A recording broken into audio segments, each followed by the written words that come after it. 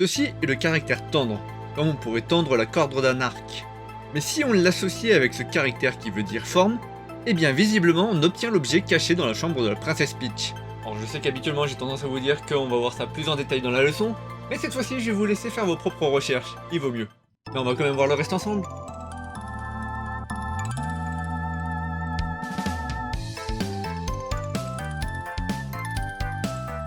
Aujourd'hui, on va s'intéresser au tir à l'arc et aux 4 points cardinaux, comme ça vous pourrez tirer dans les 4 coins du pays. Mais évidemment, avant ça, quelques petites clés, on va pas y échapper à chaque fois. Regardez, en plus c'est triché, la première clé c'est la clé de la glace, et on l'a déjà vu.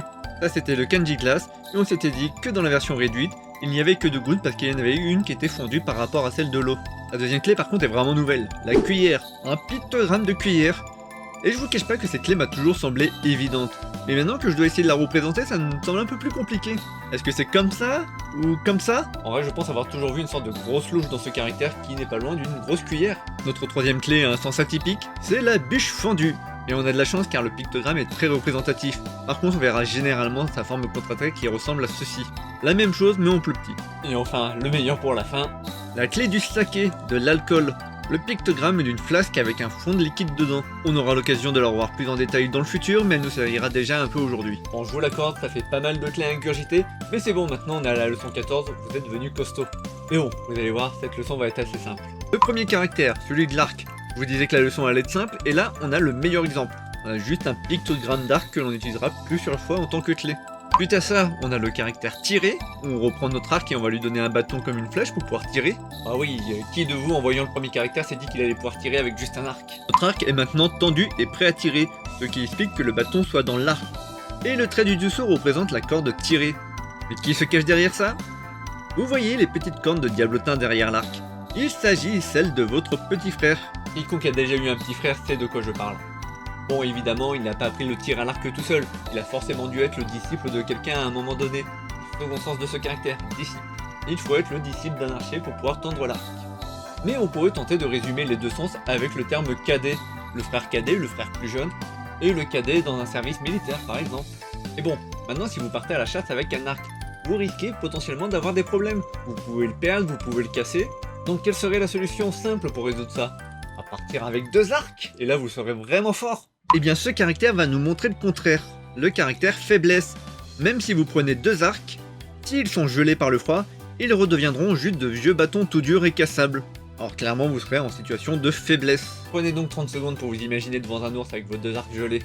Et maintenant vous savez qui est fort également généralement? Et oui, votre chef, votre patron, car il a le bras long. Chef et long sont les deux sens de cette clé qui est aussi un kanji. On essayera donc de voir ici le pictogramme d'un patron avec une longue tignasse qui exprime justement sa force. Après tout, il n'y a pas de mauvais symbole pour exprimer la force. Et pour encore mieux mémoriser cette longue tignasse, dans un premier temps, on verra ici tout simplement un peigne. Et juste dans un premier temps pour vous aider à mémoriser ce caractère, au moins de visuel, car on verra un autre peigne bien plus tard. Bon, on a vu que notre patron était très fort. Il compte d'ailleurs vous faire une petite démonstration avec son arc. Et avec sa force, il le tend à fond. Regardez à quel point il est maintenant allongé et comment il est tendu, prêt à craquer. Notez qu'il est pertinent de garder en tête le sens de tension, qui est un mot de la même famille, tout simplement parce qu'en français comme en japonais, la tension exprime aussi des choses un peu compliquées, là où il va y avoir de la rivalité. On trouvera donc ce caractère par exemple dans des mots comme la compétition, qui est vraiment un lieu de tension compétitive, ou élever la voix, où on va tout simplement mettre les tensions dans les cordes vocales. Voilà donc qui finit notre petite partie sur l'arc, et maintenant on va s'intéresser aux 4 points cardinaux. Ils sont très utilisés dans les noms de villes, donc ça va très vite vous servir. Et avant ça, il nous faut un petit prérequis. Le mouton. Il est simple, il est mignon. Un petit pictogramme de mouton à 4 pattes, avec sa paire de cornes à l'avant. Vous avez un doute? Vous savez que le bélier est un mouton quand même. Il y en a même qui se permettent d'avoir 2 paires. Notez juste que lorsque l'on s'en servira en tant que clé, on aura tendance à lui retirer les pattes de l'arrière. Ah oui, sinon il ne rentre plus en entier dans les petits caractères. Bien, notre premier point cardinal, le sud. Et je vais considérer dorénavant le sud comme étant la région lointaine avec des coutumes très différentes des nôtres. Et normalement vous aurez toujours un moyen de trouver un lieu plus au sud. À part si vous êtes en Australie, mais qu'est-ce que vous faites sur ces vidéos? Et même si vous êtes en Australie, il y a l'Antarctique où je suis sûr qu'ils n'ont pas du tout les mêmes coutumes que vous là-bas. Bon, donc dans cette région étrange qu'est le sud, il essaie donc d'accumuler des moutons à 2 pattes par paquet de 10 et de les mettre sous une boîte renversée, probablement pour en faire de la viande. Ils ont copié notre méthode, nous les gens normaux. Bon, voyons maintenant le nord. Et là, on va vraiment s'imaginer à l'extrême nord, vers le centre du pôle Nord. Comme ça, on ne sera pas plus au nord possible. Une fois que nos scientifiques ont vraiment réussi à positionner le centre du pôle Nord, pile poil, ils décident de marquer l'emplacement. Et pour ça, ils vont prendre ce qu'ils ont sous la main. Une vieille bûche fendue. Bah oui, ce n'est pas parce qu'on est au pôle Nord qu'il n'y a pas de vieille bûche fendue qui traîne quelque part.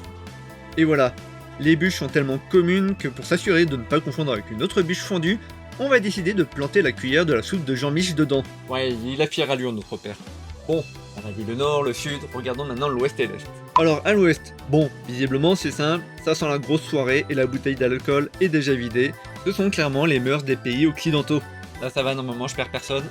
Du côté de l'est, c'est bien plus calme, le soleil se lève tout juste paisiblement. Ah bah ce sont les pays du soleil levant, hein. Et comme il se lève, il est tellement proche de l'horizon que l'on l'aperçoit à travers un arbre. Si vraiment vous avez encore des doutes, veuillez noter que, avec la capitale que l'on a vue la semaine dernière et le caractère de l'Est de cette semaine, on peut écrire Tokyo. Et pour finir sur une petite note musicale et amusante, regardez donc le nom de ce groupe. Donc maintenant on note que cette partie veut dire Tokyo, et cette partie force plus voiture. Alors on peut se demander ce que cela veut dire, c'est pas forcément un mot très commun. Eh bien c'est tout simplement les pousse-pousse, les voitures que l'on pousse avec la force humaine. Et du coup, je vous souhaite bon visionnage et bon apprentissage sur une musique de ce groupe. Vous allez voir, ça donne de la pêche.